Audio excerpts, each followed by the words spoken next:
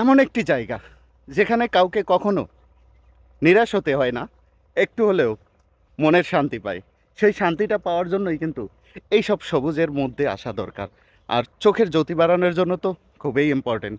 আর সারা সপ্তাহ কোলাহল এবং ইট পাথরের সেই ধুলাবালুর মধ্যে থেকে এক টুকরো সবুজের সমারোহের ভিতরে যখনই আসি, তখন কিন্তু আসলে চোখটা জুড়িয়ে যায়, মনটাও জুড়ে যায়, এবং সারা দিনের বা সারা সপ্তাহের যে ক্লান্তি, সেটাও মনে হয় আমরা মাঝে মাঝে ভুলে যাই। আসলে দারুণ দারুণ দারুণ একটা জায়গা। আর এরকম জায়গায় আসলে কখনোই নিরাশ হতে হয় না। কিছু না কিছু আপনি পাবেনই, কিছু না কিছু আপনাকে এই সবুজ সবসময়ই দিয়ে থাকে। আর দেখেন, এত সুন্দর একটা জায়গা, এত সুন্দর একটা পরিবেশ, এত সুন্দর একটা আবহাওয়া, এবং হেমন্তের যে হৈমন্তিক একটা বা হেমন্তের যে একটা ছোঁয়া, সেটা কিন্তু মনে দোলা দেয়।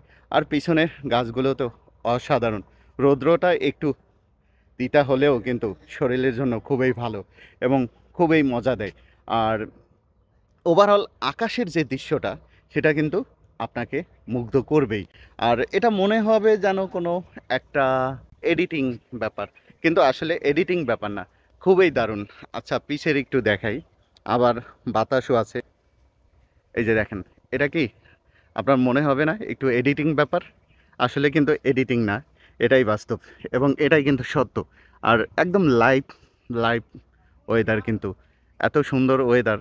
আপনি বাইরে বের হন, ঘরে না শুয়ে থেকে একটু নিজেকে একটু রোদের মধ্যে ঘুরিয়ে নেন, দেখবেন ভালো লাগবে। আর ভিটামিন ডির অভাবে বারবার বিভিন্ন জায়গায় যাওয়া লাগবে না। আর এই যে ভিটামিন ডি, দেখেন, এত দারুণ, এত সুন্দর, বাহ, কি দারুণ, তাই না? এটা আপনাকে ভালো লাগবে না? এটা কি আপনার ভালো লাগে না? লাগারই কথা। আর দেখেন, আসো, এত সুন্দর ওয়েদার।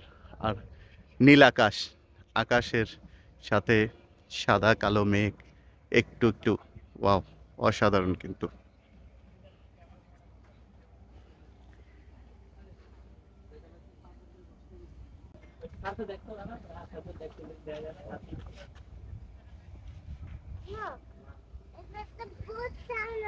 রোদের থেকে এদিকে আসো।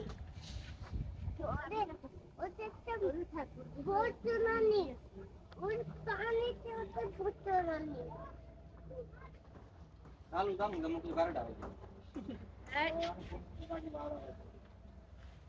না সেটা তো না ওখানে নৌকা চুরি দিয়ে সেট করে